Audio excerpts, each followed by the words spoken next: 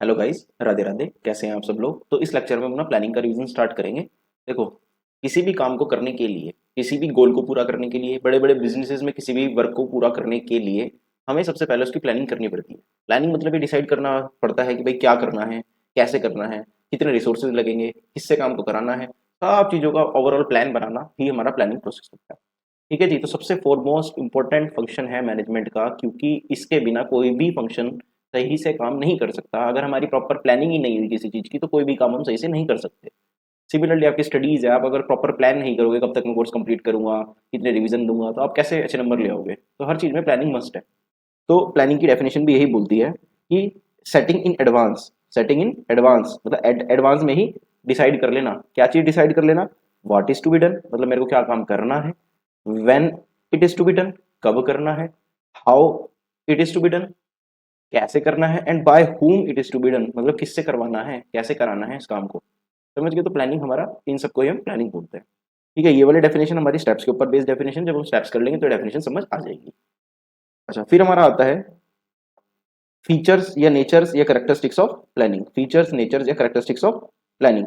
सबसे पहला फीचर बोलता है मेरा प्लानिंग का, planning focus on achieving objective. Planning किस पे फोकस करती है? ऑब्जेक्टिव्स को अचीव करने में फोकस करती है प्लानिंग।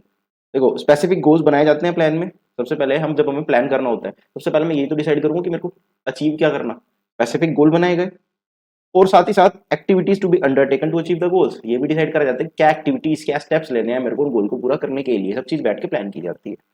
सेकंड आता है planning is primary function of management. Primary function मतलब बेस है अदर फंक्शंस का। प्लानिंग क्या है? बेस। जितने भी अदर फंक्शंस हैं अगर उनको सही से मेरे को लगाना है अपनी ऑर्गेनाइजेशन में तो प्लानिंग करना मस्ट है, प्लानिंग फंक्शन का होना।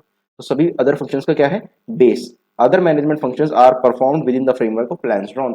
जितने भी अदर फंक्शंस है मैनेजमेंट के, वो तभी करे जाते हैं जब प्रॉपर उनके उनके लिए प्लानिंग करी हुई होती है। उस जो प्लान हम ड्रॉ करते हैं उसके हिसाब से उनको लगाते हैं अदर फंक्शंस को। नेक्स्ट आता है हमारा प्लानिंग इज परवेसिव। प्लानिंग क्या है? परवेसिव। परवेसिव का मतलब क्या होता है? हर बिजनेस एक्टिविटी में, हर डिपार्टमेंट में प्लानिंग चाहिए ही चाहिए। मतलब प्लानिंग हर जगह चाहिए। पर वैसे मतलब हर जगह, हर डिपार्टमेंट हो, हर एक्टिविटी हो, सब में अगर प्लानिंग ना हो तो सही से काम नहीं हो पाएगा। समझ गए ना।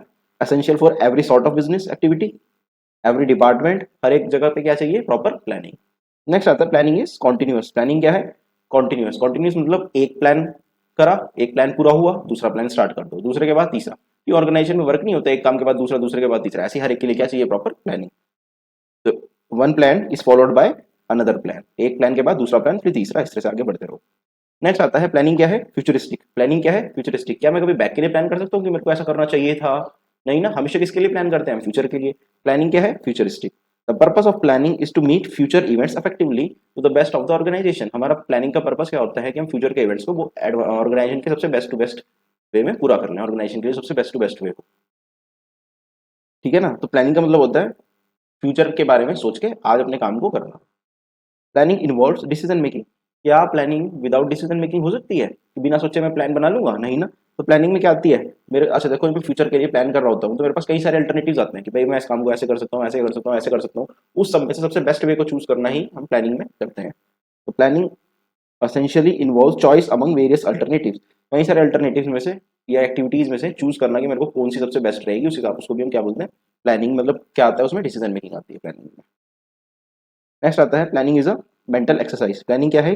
Mental exercise. देखो, प्लानिंग में माइंड का यूज होता ही होता है, जब बैठ के सारा मेंटल वर्क है प्लानिंग। सिस्टमैटिक और लॉजिकल थिंकिंग चाहिए जो लॉजिक्स के साथ हो। समझ गए ना। इंटेलेक्चुअल एक्टिविटी है, कुछ नया खोजना, नया बनाना, नए किसी काम को करने का तरीका ढूंढना, बेस्ट टू बेस्ट वे में, कम से कम कॉस्ट में ज्यादा से ज्यादा आउटपुट निकालना, सब क्या है? प्लानिंग। और ये कैसे होता है? मेंटल एक्सरसाइज है। Application of mind involving foresight. Planning intellectual activity है जिसमें लॉजिकल और सिस्टमैटिक थिंकिंग की हमें जरूरत होती है। नेक्स्ट आता है हमारा इंपॉर्टेंस ऑफ प्लानिंग। क्या आता है हमारा? Importance of planning. पहला, प्लानिंग प्रोवाइड्स डायरेक्शन। देखो, प्लानिंग में मैं पहले ही मेरे को पता चल जाता है भाई मेरे को ये काम करना है। ठीक है ना। तो जब मेरे को काम, मैंने अपना गोल पहले ही डिसाइड कर लिया कि भाई मेरे को ये काम करना है, अब इसके लिए प्लानिंग करनी है, तो जो भी काम मैं आगे करवाऊंगा सबके लिए मेरे को पहले ही पता होगा कि अब ये काम करना है, अब ये काम करना है, अब ये काम करना है। तो प्लानिंग क्या प्रोवाइड करती है? डायरेक्शन प्रोवाइड करती है एक्शन के लिए, कि मेरे को ऐसे ऐसे काम करना है, उसकी डायरेक्शन मेरे को प्लानिंग से मिल जाती है। Next, planning reduces the risk of uncertainty. तो मुझे एक चीज बताओ, अगर मैं कोई काम पहली बार करूं बिना सोचे समझे तो शायद मैं उसमें कुछ गलती कर दूं। लेकिन अगर मैं कोई काम प्रॉपर प्लानिंग के साथ करूँ, बिल्कुल प्लान बना के कि भाई ये अब ये करना है, फिर इसको ऐसे करूंगा, ये हो सकता है तो ये मैं ऐसे करूंगा, तो उस काम में गलती होने के चांसेस बहुत कम हो जाएंगे ना, एज कम्पेयर टू मैं फर्स्ट टाइम इसको बिना सोचे समझे करूँ। तो वही होता है, रिस्क ऑफ अनसर्टेनिटी प्लानिंग से क्या होता है, कम होता है। ठीक है ना, मैनेजर को एनेबल कर दिया कि वो आगे के बारे में सोचे और एंटिसिपेट करे चेंजेस को, कि जो जो रिक्वायर है, और अपने हिसाब से उसको प्लान कर ले नेसेसरी प्रोविजंस बना के। Next, planning reduces overlapping and wasteful activities. Planning reduces overlapping and wasteful activities. Planning की मदद से जो कुछ वेस्टफुल एक्टिविटीज हैं, जो कुछ अननेसेसरी काम हो रहे हैं ऑर्गेनाइजेशन में, अगर हम उसको पहले प्लान कर लेंगे, नहीं यार ये तो बेकार का काम है, या इस काम को मैं शॉर्टेस्ट वे से कर सकता हूँ, तो वो सब रिड्यूस होगा। साथ ही साथ डुप्लीकेटिंग एक्टिविटीज, फॉर एग्जाम्पल एक ऑर्गेनाइजेशन में जिसमें परचेज डिपार्टमेंट है, सॉरी प्रोडक्शन डिपार्टमेंट है, और आपका पैकिंग डिपार्टमेंट है। प्रोडक्शन वाले को रॉ मटेरियल चाहिए, पैकिंग वाले को भी रॉ मटेरियल चाहिए। अब दोनों अपने अपने बंदे को, सपोज करो गाँव में फैक्ट्री है, शहर भेजेंगे तो डबल डबल पेट्रोल लगेगा, डबल डबल टाइम लगेगा। अगर प्लानिंग करें हम पहले कि भाई प्रोडक्शन को इतना रॉ मटेरियल चाहिए का अंदाजन, और आपका पैकिंग वाले को इतना रॉ मटेरियल चाहिएगा, तो हम पहले ही उसको एक जने से ही मंगवा लेंगे ना, एक ही राउंड में, तो टाइम वेस्टफुल एक्टिविटीज बचती है, टाइम बचता है। Serve as a basis for coordinating the activities and efforts of different departments. Planning अगर करेंगे तो सभी डिपार्टमेंट्स में कोऑर्डिनेशन होगा, ताकि जिससे हमारा क्या होगा, वेस्टफुल एक्टिविटीज कम हो पाएंगी। Next, planning promotes innovative ideas. Planning क्या प्रमोट करता है, इनोवेटिव आइडियाज को। देखो, प्लानिंग फर्स्ट फंक्शन है मैनेजमेंट का। मैनेजर्स को अपॉर्चुनिटी मिलती है कि न्यू आइडियाज को डेवलप करें, जो कॉन्क्रीट प्लान्स बन जाते हैं। देखो, प्लानिंग में क्या होता है, जब बैठता है मैनेजर तो नई नई चीजें सोचेगा, विदाउट कि उसको प्रॉपर एकदम से काम डाल दिया, पहले सोच ले भाई तुझे कैसे कैसे करना है, तो प्लान करेगा, क्या पता कोई नया आइडिया डेवलप हो जाए। तो प्लानिंग इनोवेटिव आइडियाज को प्रमोट करता है। Next, planning facilitates decision making. Planning क्या फैसिलिटेट करता है, डिसीजन मेकिंग। डिसीजन मेकिंग, देखो, प्लानिंग हेल्प करता है मैनेजर को अपने फ्यूचर के बारे में सोचने का, और कई सारे अल्टरनेटिव्स में से चूज करने का कि मेरे को ये काम इस तरह से करना चाहिए। तो डिसीजन मेकिंग आती है, अभी हमने पीछे भी पढ़ा था नीड फीचर्स में।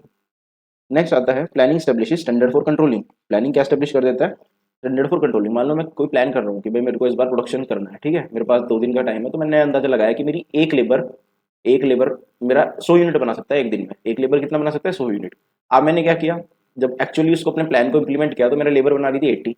मैं समझ जाऊंगा कि भाई लेबर में कुछ तो गड़बड़ चल रही है, या तो काम सही से नहीं कर रही, या कोई रिसोर्स उसको प्रॉपरली नहीं मिल रहा, क्योंकि क्या हो रहा है, स्टैंडर्ड सेट कर दिया ना कंट्रोल करने का। मैं उसको कंट्रोल कर सकता हूँ भाई, एक लेबर 100 यूनिट बनाएगी, तो एक स्टैंडर्ड सेट कर दिया ना प्लानिंग ने। तो यही लिखा हुआ है, planning provide standard against which actual performance can be measured. Planning में हम वो स्टैंडर्ड सेट कर लेते हैं सोच के कि हमारा एक्चुअल क्या होना चाहिए था, मतलब क्या स्टैंडर्ड बनना चाहिए था, आउटपुट हो कुछ किसी भी टर्म्स में हो सके, टाइम कितना लगना चाहिए था, और उसके हिसाब से हम एक्चुअल को कंपेयर करके देख सकते हैं कि भाई प्रॉपर हो रहा है काम या नहीं हो रहा है।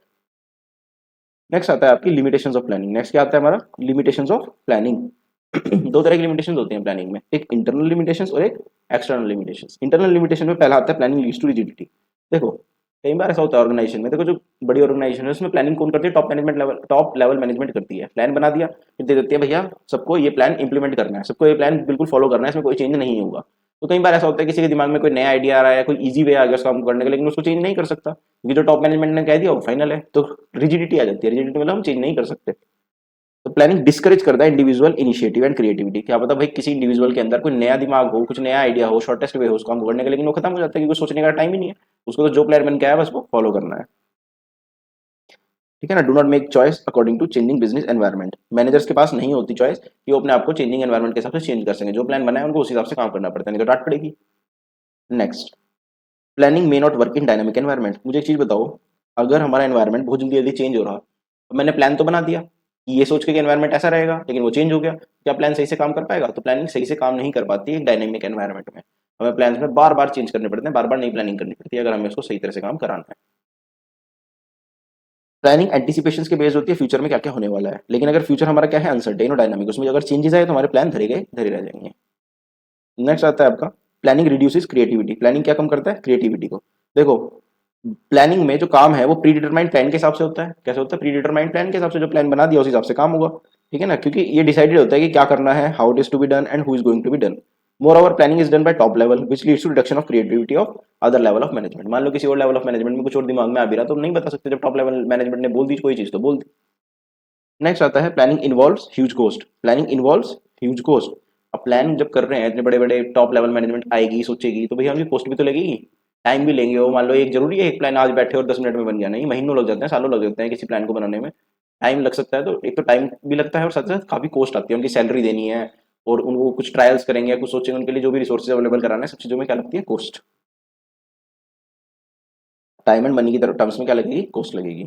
नेक्स्ट है planning is time consuming process. Plans 1 minute का तो काम है नहीं, बैठ के प्रॉपर सोचना पड़ता है, ऐसे हुआ तो ऐसे करना है, ऐसे हुआ तो ऐसे करना, तो उसमें क्या लगता है, काफी ज्यादा टाइम लगता है। और कई बार इतना ज्यादा टाइम लग जाता है कि उसको इंप्लीमेंटेशन के लिए तो टाइम ही नहीं बचता उस प्लान को सही तरह से कराने के लिए, क्योंकि तो उसको 10 दिन में ऑर्डर देना, 6 दिन प्लानिंग में ही लग गए, 4 दिन में क्या मैं ढेर बना लूंगा उसको, तो टाइम कंज्यूमिंग प्रोसेस है।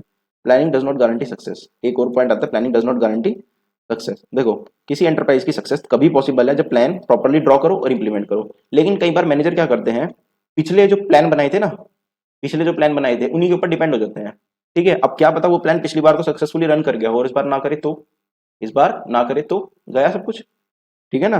तो but it is not always true that plan which was work before will work again. तो जरूरी नहीं है कि कोई प्लान पीछे अगर काम कर गया तो इस बार भी काम करेगा ही करेगा, समझ गए।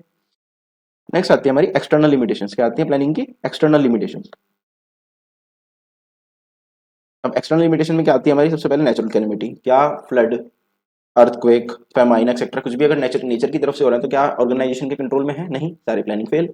Next changes in government policy. Government ने ही किसी कोई अपनी पॉलिसी चेंज कर दी, सपोज करो किसी प्रोडक्ट को बैन कर दिया, तो उस कंपनी की तो ऐसी तैसी होनी है, प्लान का कुछ कर पाएंगे, नहीं कर सकते। Next strategies of competitors. Strategies of competitors, कई बार कॉम्पिटिटर की स्ट्रेटेजी भी ऑर्गेनाइजेशन को खत्म कर देती है प्लानिंग को। सपोज करो मैं सोच के चला था कुछ, कॉम्पिटिटर ने कोई ऐसा मूव ले दिया कि मेरे से भी सस्ता माल दे दिया, मेरे से बढ़िया दे दिया, कोई नया फीचर डाल दिया, तो मेरी जो प्लानिंग थी वो तो खत्म। तो स्ट्रेटेजी ऑफ कॉम्पिटिटर्स भी क्या करती है, फेलियर ऑफ प्लान बन सकती है। नेक्स्ट आता है टेक्नोलॉजिकल चेंजेस। देखो टेक्नोलॉजी जिस हिसाब से चेंज कर रही है, इफेक्टिवनेस ऑफ प्लानिंग खत्म होती है। क्योंकि मान लो मैंने प्लानिंग कर रखी है, जैसे फॉर एग्जांपल नोकिया नोकिया ने प्लानिंग की हुई थी कि वो अपने नॉर्मल फोन से ही लीड करेगा मार्केट, लेकिन एंड्रॉइड मार्केट आई, कॉम्पिटिटर की स्ट्रेटेजी आई, साथ ही साथ क्या हुआ, टेक्नोलॉजी एडवांस होगी, एंड्रॉइड में आ गए, नोकिया ने अपने आप को चेंज नहीं किया, तो क्या हुआ, नोकिया आउट हो गया। समझ गए ना। तो टेक्नोलॉजिकल चेंजेस भी बहुत ज्यादा अफेक्ट करते हैं प्लान को। Last change in fashion and trend. Unexpected change आ जाए फैशन में, तो जो ऑर्गेनाइजेशन की प्लानिंग थी वो खत्म, तो क्या है, खत्म हो जाती है। नेक्स्ट आता है आपका steps in planning process. Very very important, very very important है।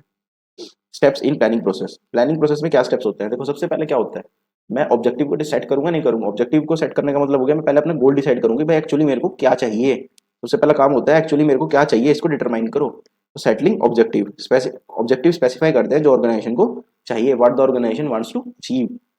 Objectives can be set for entire organization and stated to each department within the organization clearly। हर पूरे ऑर्गेनाइजेशन के लिए बनाए जाते हैं, हर डिपार्टमेंट को बता दिया जाता है कि भैया हमारा ये ऑब्जेक्टिव है, तुम्हें सबको इसके लिए काम करना है। Manager must contribute ideas and participate in the objective settling process. Managers contribute कर सकते हैं अपने आइडियाज को, पार्टिसिपेट करते हैं जब हम ऑब्जेक्टिव्स को बना रहे होते हैं।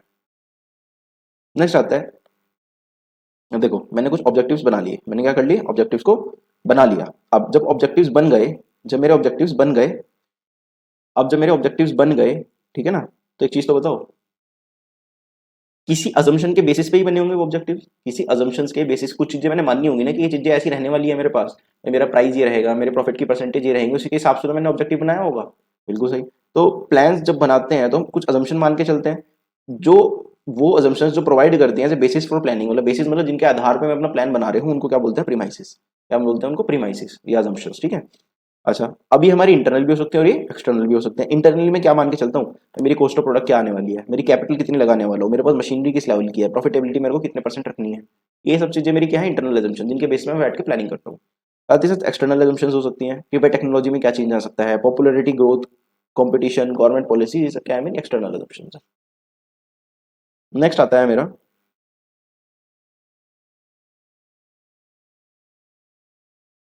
अब मैंने अजम्पशंस को बना लिया, अब मैं देखूंगा कि किसी काम, मैंने काम डिसाइड कर लिया, ऑब्जेक्टिव सेट कर लिया, मेरे को ये काम करना है, उसके मेरे पास अजम्पशंस प्रीमाइसिस क्या आते हैं वो सब मैंने देख लिए। अब मेरा काम क्या आता है, identifying alternate course of action.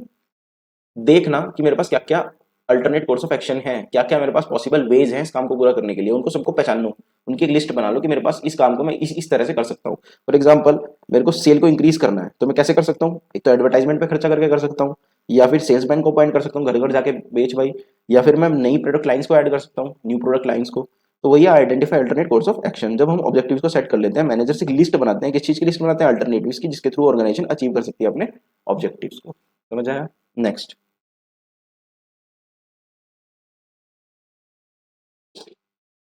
हमने क्या किया, इन अल्टरनेटिव्स की क्या बना ली, लिस्ट बना ली, इन अल्टरनेटिव्स की क्या बना ली, लिस्ट बना ली। अब मैं उनको इवेल्युएट करूंगा, क्या करूंगा, इवेल्युएट। हर अल्टरनेटिव का पॉजिटिव इफेक्ट होगा कुछ, और साथ ही साथ उसका कुछ नेगेटिव एस्पेक्ट होगा। मैं उन पॉजिटिव और नेगेटिव एस्पेक्ट्स को कंसीडर करूंगा कि मेरे लिए सबसे ज़्यादा पॉजिटिव किससे मिल रहा है, सबसे कम नेगेटिव कौन सा रहेगा, उन सबको मैं पहचान लूंगा। तो positive and negative aspect of each and every alternate course of action या प्रपोजल या alternative needs to be evaluated. हर प्रपोजल या अल्टरनेटिव का मैं क्या करूंगा, पॉजिटिव और नेगेटिव एस्पेक्ट को आइडेंटिफाई करूंगा, अपने देखूंगा कि मेरे लिए सबसे बेस्ट कौन सा रहने वाला है। फिर नेक्स्ट आता है इवेल्युएट कर लिया मैंने, सबके पॉजिटिव नेगेटिव इफेक्ट्स को लिस्ट आउट कर लिया। उसके बाद मैं क्या करूंगा, जो सबसे बेस्ट अल्टरनेटिव मेरे लिए रहने वाला है उसको क्या कर लूंगा, मैं सेलेक्ट कर लूंगा। सबसे पहले काम क्या था, ऑब्जेक्टिव सेट करा, ऑब्जेक्टिव के बाद प्रीमाइसिस बनाई, प्रीमाइसिस के बाद सारे के सारे जितने अल्टरनेटिव्स थे उनको मैंने लिस्ट आउट कर लिया, लिस्ट आउट करने के बाद उनको इवेल्युएट कर लिया, सबके पॉजिटिव और नेगेटिव एस्पेक्ट्स देख लिए। अब मैंने क्या करना है, सेलेक्ट करना है बेस्ट अल्टरनेटिव मेरे लिए कौन सा रहने वाला है। तो real point of decision making यहाँ पे आती है, जिसमें मेरे को most suitable course of action को चूज करना होता है। अल्टरनेटिव सेलेक्ट किया जाता है, should be the most feasible, profitable and which with least negative consequences. उसको चूज करा जाता है सबसे ज्यादा फीजिबल हो, प्रॉफिटेबल और इसके सबसे कम नेगेटिव कॉन्सिक्वेंसेज हो। लास्ट आता है इंप्लीमेंटिंग द प्लान, मतलब सेकंड लास्ट आता है इंप्लीमेंटिंग द प्लान। अब मैंने क्या किया, सारा अपना बेस्ट डिसाइड कर लिया कि मैं इसको इस तरह से काम को करना है, ये वाला अल्टरनेटिव मेरे लिए बेस्ट रहेगा। अब मैं इसको क्या करूंगा, इंप्लीमेंट करूंगा। क्या करूंगा, इंप्लीमेंट, मतलब उसको अप्लाई करूंगा। तो next step, this step is concern with transforming the plan into action. अब उस काम को एक्चुअली प्लान को इवेल्युएट करना, भाई अब इस काम को करो इस तरह से जैसे मैंने डिसाइड किया। और last follow up action, last क्या आता है, follow up action. Follow up action का मतलब होता है see whether plan are being implemented and activities are perform according to scheduling. मतलब जैसा मैंने प्लान किया, क्या सभी काम उस हिसाब से हो रहे हैं या नहीं हो रहे, उस चीज को चेक करना हमारा होता है फॉलो अप करना। तो ये हमारा प्लानिंग का प्रोसेस है। सबसे पहले क्या है, अपना ऑब्जेक्टिव सेट करो, रिवाइसिस देख लो क्या क्या ली तुमने, उसके बाद सारे अल्टरनेटिव्स को जितने भी मेरे पास उन काम को करने के तरीके हैं सबको लिस्ट आउट कर लो। फिर उसको इवेल्युएट करो, पॉजिटिव नेगेटिव क्या क्या उनके causes and pros and cons हैं। उसके बाद क्या करो, उसमें से बेस्ट अल्टरनेटिव को सेलेक्ट कर लो, फिर इंप्लीमेंट कर दो अपने प्लान को और फिर फॉलो अप करो कि सही से काम हो रहा है या नहीं हो रहा है। नेक्स्ट टॉपिक हमारा आता है टाइप्स ऑफ प्लान। क्या आता है, टाइप्स ऑफ प्लान। देखो प्लान हमारा एक डॉक्यूमेंट है जो शो करता है डिटेल्ड स्कीम को, प्रोग्राम को, स्ट्रेटेजी को worked out in advance for fulfilling an objective. किसी ऑब्जेक्टिव को पूरा करने के लिए जो मैं पहले ही एक तरह से एक पेपर जिसके ऊपर मैं सब चीज लिख के रखता हूँ कि मेरे को उस काम को कैसे करना है, ऑब्जेक्टिव को कैसे पूरा करना है। प्लान मेरे दो तरह से कैटेगराइज करे गए हैं, सिंगल यूज प्लान और standing plan. Single use plan और standing plan. Single use plan कौन सा प्लान होता है, देखो नाम से ही पता चल रहा है सिंगल यूज, जो मैं केवल एक बार यूज कर सकता हूँ। कौन सा यूज, केवल एक बार यूज कर सकता हूँ, उस प्लान को हम क्या बोलते हैं, सिंगल यूज प्लान, या इसका दूसरा नाम होता है स्पेसिफिक प्लान। दूसरा नाम क्या होता है, specific plan. Single use plan एक एक बिजनेस में refer to the plan develop for one time project और इवेंट, तो केवल एक टाइम के लिए बनाया जाता है, ठीक है ना, जिसका एक ही स्पेसिफिक ऑब्जेक्टिव होता है, जिस काम के लिए मैंने इसको बनाया है, ठीक है ना। इंक्लूड करता है बजट, प्रोग्राम एंड प्रोजेक्ट, ये सब मैं अभी आपको डिटेल में समझाऊंगा। इनको हम स्पेसिफिक प्लान भी बोले जाते हैं क्योंकि एक स्पेसिफिक सिचुएशन के लिए ही बनाए जाते हैं। दूसरी तरह का प्लान कौन सा होता है मेरा, स्टैंडिंग प्लान। कौन सा प्लान होता है, स्टैंडिंग प्लान। कौन सा, स्टैंडिंग प्लान। स्टैंडिंग प्लान कौन सा प्लान होता है, used for activities that occur regularly over a period of time. जो एक्टिविटीज मेरी ऑर्गेनाइजेशन में बार बार होने वाली है उनके लिए जो प्लान मैं बनाता हूँ उसको हम बोलते हैं standing plan, because they focus on organisational situation that occur repeatedly. क्योंकि वो उन सिचुएशंस के लिए बनाया जाता है जो बार बार हो रही हो। जैसे कोई परचेज करना है मेरे को, परचेज करने के लिए मैंने कोई प्लान बनाया कि भाई प्रोडक्शन डिपार्टमेंट इस लिमिट तक की परचेज को खुद से मंगा सकता है, इस लिमिट तक की परचेज में इसकी परमिशन लेनी पड़ेगी, एग्जाम्पल है, एक्सेट्रा एक्सेट्रा। तो उस प्लान को, जब परचेज बार बार होनी है, एक ही बार मैंने प्लान बना के रख दिया, उस प्लान को हम क्या बोलेंगे, standing plan. Usually made once, एक बार बनाए जाते हैं और रिटेन करते हैं value over a period of years, और सालों तक वही प्लान बार बार लगे रहते हैं, अपडेट उसमें हम करते रहते हैं। इनको हम रिपीटेड यूज प्लान भी बोलते हैं क्योंकि बार बार रिपीट होते हैं।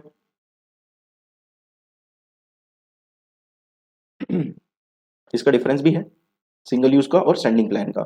प्लान पर्टिकुलर सिचुएशन के लिए बनाए जाते हैं और ऑकर रेगुलरली होते हैं, उनको स्टैंडिंग बोलते हैं। पीरियड क्या होता है सिंगल यूज प्लान का, शॉर्ट पीरियड के लिए होते हैं, एक ही बार के लिए। स्टैंडिंग प्लान लॉन्ग पीरियड के लिए बनते हैं, ठीक है ना। सिंगल यूज प्लान का स्कोप हमारा क्या है, नैरो है, छोटा सा स्कोप है, एक प्लान के लिए बनाया खत्म। लेकिन इसका स्कोप क्या है, वाइडर स्कोप है। क्या है, वाइडर स्कोप, क्योंकि काफी लंबे टाइम के लिए यूज होते रहते हैं। अभी हमारे जो कुछ प्लान्स हैं इनको हम वन बाई वन करके डिस्कस करते हैं। हमारे टोटल 8 हैं सिलेबस में। सबसे पहले आता है, कुछ इनके डेफिनेशन आ जाते हैं एक बार दो दो नंबर में।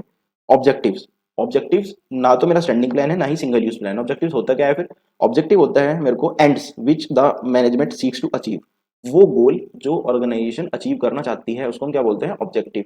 वो एंड्स, भाई किसी भी प्लानिंग का कुछ ना कुछ एंड होगा जिसके लिए प्लानिंग की जा रही है, बस उसी एंड को हम ऑब्जेक्टिव बोलते हैं। कि भाई मैं सपोज करो क्लास में फर्स्ट आना चाह रहा हूँ, तो फर्स्ट आना मेरा क्या है, ऑब्जेक्टिव है। मेरे को जो टोटली चाहिए एंड रिजल्ट, मेरी प्लानिंग का एंड रिजल्ट क्या है, उसको हम बोलते हैं ऑब्जेक्टिव, ठीक है ना।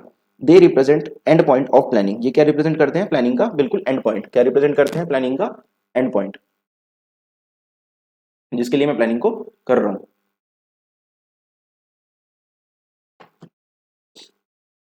अच्छा, all other managerial activities are also directed towards achieving this objective. जितनी भी मेरी मैनेजरियल एक्टिविटीज है वो इन ऑब्जेक्टिव्स को पूरा करने के लिए करी जाती हैं। एक चीज और लिख सकते हो, ऑब्जेक्टिव्स क्या होते हैं, इसकी कैरेक्टरिस्टिक्स होती हैं, फीचर्स कह सकते हो। Objectives must be smart. S four specific होने चाहिए, एम फोर मेजरेबल होने चाहिए, ए फोर अचीवेबल होने चाहिए, आर फोर रेलिवेंट होने चाहिए और टी फोर टाइम बेस्ड होने चाहिए। ऑब्जेक्टिव मेरे स्पेसिफिक, मेजरेबल, अचीवेबल और आपका रेलिवेंट और टाइम बेस्ड होने चाहिए। ये आप याद कर सकते हो। साथ ही एक पॉइंट और नेक्स्ट आता है मेरा स्ट्रेटेजी। स्ट्रेटेजी भी ना ही सिंगल यूज प्लान है ना ही स्टैंडिंग प्लान है। तो है क्या स्ट्रेटेजी? देखो, strategy is a comprehensive plan for accomplishing an organisation objective.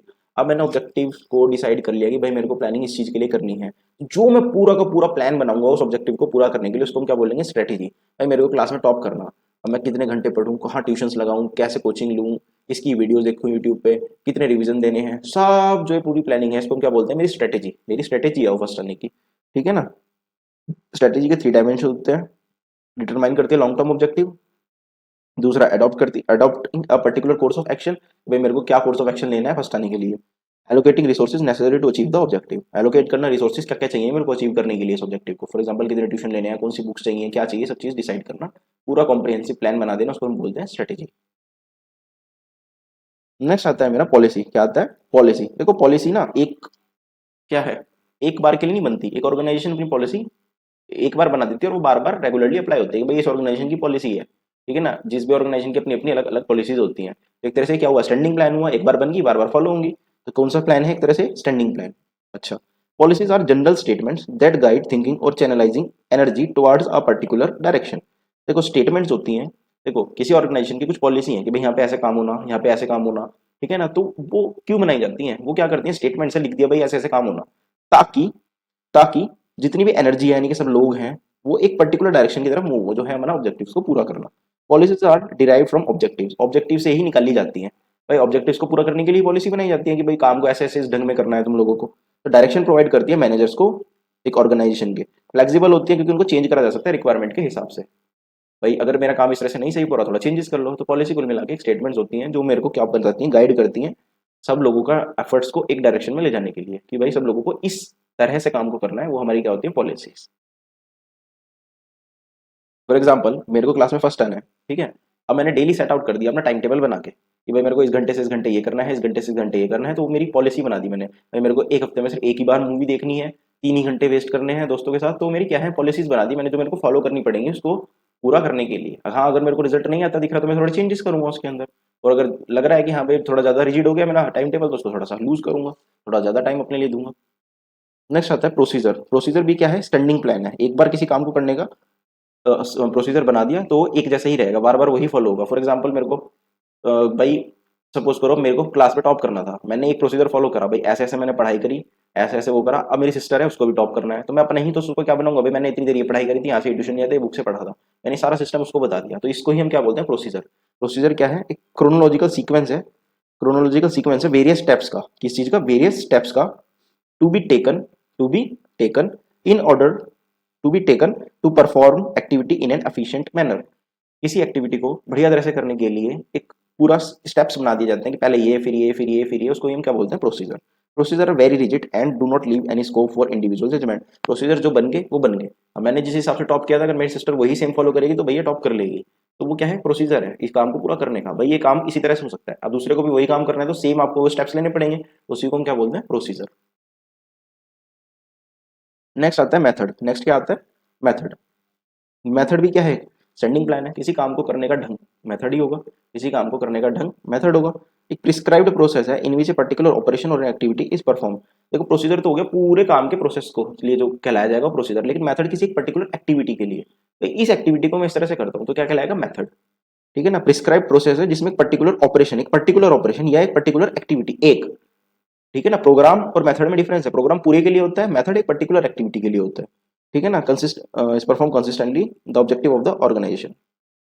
Selection of proper method saves time. किसी प्रॉपर मेथड को मुझे पता है इस काम को इसी ढंग में सबसे बेस्ट वे से कर सकते हो, तो उसको एक बार हमने मेथड बना के रख लिया तो उससे टाइम सेव होगा, मनी सेव होगा, एफर्ट सेव होगा और एफिशिएंसी इंक्रीज होगी उस एक्टिविटी को करने के लिए। मतलब कुल मिला के एक पर्टिकुलर किसी काम या किसी एक्टिविटी को करने के ढंग को हम क्या बोलते हैं, मेथड। उसका बेस्ट वे क्या है उसको करने का। पूरे प्रोसेस के लिए, सीरीज ऑफ एक्टिविटीज के लिए प्रोग्राम बनता है, लेकिन एक पर्टिकुलर एक्टिविटी के लिए क्या होते हैं, मेथड बनते हैं। नेक्स्ट आते हैं रूल्स। नेक्स्ट क्या आते हैं, रूल्स। रूल्स भी क्या है, स्टैंडिंग, एक बार बन गए तो बार बार फॉलो होंगे। रूल्स आर स्पेसिफिक स्टेटमेंट्स, क्या है, specific statement that inform what is to be done. मतलब कुल मिला के कुछ स्टेटमेंट, कुछ नियम कानून बना दिए जाते हैं ना ऑर्गेनाइजेशन में। फॉर एग्जांपल आपके स्कूल में 9 बजे आपको स्कूल में पहुंचना होता है, दैट इज अ रूल। अगर कोई उसके लेट आया तो आपको नहीं एंट्री मिलेगी।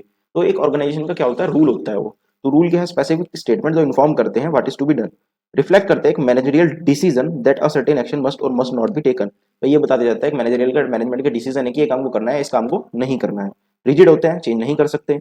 एंड डिमांड स्ट्रिक्ट कंप्लाइंस, और मांगते हैं भैया आपको स्ट्रिक्टली उसको फॉलो करना है। अगर 9 बजे स्कूल टाइमिंग है तो 9 बजे ही आपको एंटर करना है, उसके बाद या तो आपको पनिशमेंट मिलेगी, आपके पेरेंट्स से बात होगी। They do not allow for any flexibility और डिस्क्रिशन। उसमें कोई भी फ्लेक्सिबिलिटी अलाउ नहीं होती। रूल्स बिल्कुल रिजिड है, जो एक बार बन गए वो सबको फॉलो करने ही करने हैं, एट एनी कॉस्ट करने ही करने हैं। नेक्स्ट आता है आपका प्रोग्राम। प्रोग्राम देखो एक डिटेल्ड स्टेटमेंट है किसी प्रोजेक्ट के लिए which outline the objective, policy, procedure, rules, task, human and psychological resources required and the budget to implement any course of action. देखो किस चीज के लिए है, प्रोजेक्ट के लिए। क्या है, एक कोई प्रोजेक्ट है, उस प्रोजेक्ट के लिए देखो एक जैसे बड़ा ऑब्जेक्टिव है, उस ऑब्जेक्टिव को पूरा करने के लिए कुछ छोटे छोटे प्रोजेक्ट बनाए जाते हैं। उस एक पर्टिकुलर प्रोजेक्ट के लिए जो मैं ऑब्जेक्टिव सेट करूंगा कि भाई मेरे को इस प्रोजेक्ट को पूरा करना है, उसका कुछ पॉलिसीज बनाऊंगा, उसके कुछ प्रोसीजर्स बनाऊंगा, उसके कुछ रूल्स बनाऊंगा, टास्क होंगे, कितना ह्यूमन कैपिटल लगेगी, कितनी क्या रिसोर्सेज लगेंगे मेरे को, उन सब की एक स्टेटमेंट को मैं क्या बोलता हूँ, प्रोग्राम। उस सब की एक स्टेटमेंट को मैं क्या बोलता हूँ, प्रोग्राम। समझ आया।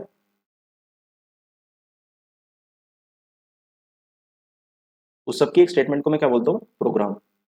ठीक है ना, मैंने शायद ऊपर एक जगह प्रोसीजर को प्रोग्राम बोल दिया था, थोड़ा सा आप करेक्ट कर लेना। हाँ जी। तो प्रोग्राम क्या है, एक डिटेल्ड स्टेटमेंट जिसके ऊपर एक पर्टिकुलर प्रोजेक्ट को पूरा करने के लिए उसका क्या ऑब्जेक्टिव है, क्या रिसोर्सेज चाहिए, क्या उसके पॉलिसीज रहेंगी, क्या उनका प्रोसीजर रहेगा, सब चीज उसके ऊपर लिखी हुई है, उसको हम क्या बोलते हैं, प्रोग्राम। नेक्स्ट आता है बजट। बजट भी क्या है, सिंगल यूज प्लान। क्या है, सिंगल यूज प्लान एक स्टेटमेंट है expected result express in numerical terms over a specified period of time which quantifies future facts and figures. कुल मिला के किसी काम को करने के लिए सपोज करो मेरे को कितनी कॉस्ट लगने वाली है, उस कॉस्ट को न्यूमेरिकली एक्सप्रेस करके आइडिया लगा लेना। ठीक है ना, इस काम को पूरा करने के लिए इतनी कॉस्ट लगेगी, इतनी मेरे को लोन की जरूरत पड़ेगी, हर चीज इतनी मेरे इतनी यूनिट्स बन के आनी चाहिए, उन सब का एक न्यूमेरिकल टर्म्स में एस्टिमेशन लेने को हम क्या बोलते हैं, बजट बनाना। फॉर एग्जाम्पल आपके घर में मंथली बजट बनता है कि भाई इतनी ये काम होने हैं, इसके लिए इतना पैसा लगेगा, इतना वो लगेगा, सबके लिए आप क्या बनाते हो, बजट बनाते हो। तो वही यहाँ पे हो गया, बजट का मतलब वही हो गया, एक स्टेटमेंट जो इस चीज की एक्सपेक्टेड रिजल्ट। एक्सपेक्टेड मतलब आपको सिर्फ आइडिया लगाते हो आप इसमें इतना होना है। जैसे हमारे हर साल देश का बजट आता है कि भाई इस बार इतनी गवर्नमेंट कमाई करेगी, इतना गवर्नमेंट खर्चा करेगी। तो बजट एक एक्सपेक्टेड स्टेटमेंट होती है जिसमें आप हर चीज अपने बारे में लिखते हो न्यूमेरिकल टर्म्स में कि भाई मैं इतना खर्चा करूंगा, इतनी इनकम करूंगा, एग्जाम्पल। समझ आया, तो उसको हम क्या बोलते हैं, बजट। तो ये हमारा प्लानिंग चैप्टर था, इस वीडियो में इतने रखते हैं, बाकी नेक्स्ट चैप्टर नेक्स्ट वीडियो में करेंगे। Thank you.